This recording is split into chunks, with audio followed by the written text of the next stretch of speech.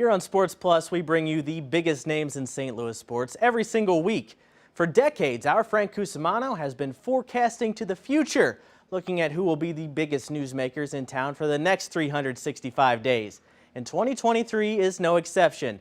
So without further ado, here's Frank's top 10 sports figures to watch for the new year. Travis Ford.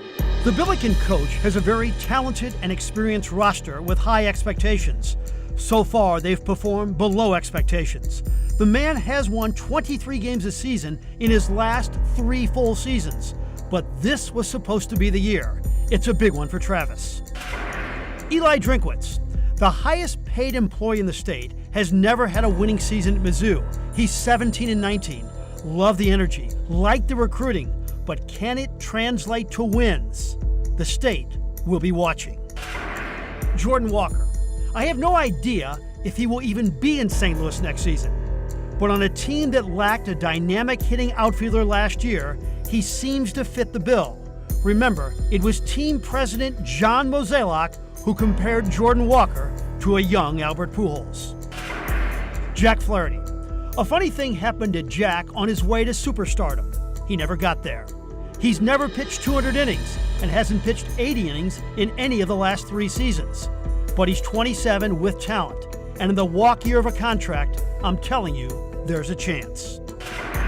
Wilson Contreras. Cardinal free agents haven't worked out much lately.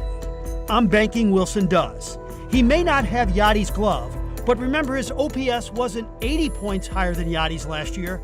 It was 280 points higher.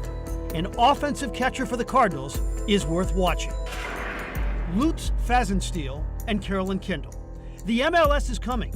We have a great soccer mind running the franchise and a true St. Louisan owning the franchise. I would sure like this team to win too, but this first season, well, it'll be a blast even if they don't. Jason Tatum. We all thought that in a few years the Chaminade grad had a chance to be one of the best players in the NBA, but I don't think anybody thought that he could be the league MVP at age 24. Well, he's on his way. Best player on the best team and averaging 30 points a game. Wow. Dennis Gates.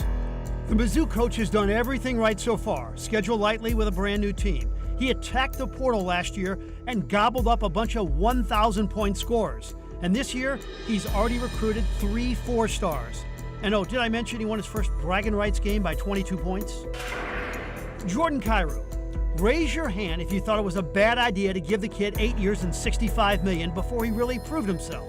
Okay, put your hand down and realize this is one of the most talented players in the NHL and could end up scoring 40 goals this year. Doug Armstrong. In Doug we trust. He's been the best hockey executive we've ever had in our town. But this year, particularly in March, he will be the one to watch. Does he move star players in the walk years of their contracts and just refuel for the future? Or does he add a piece and take a shot this season? Doug Armstrong, the area will be watching.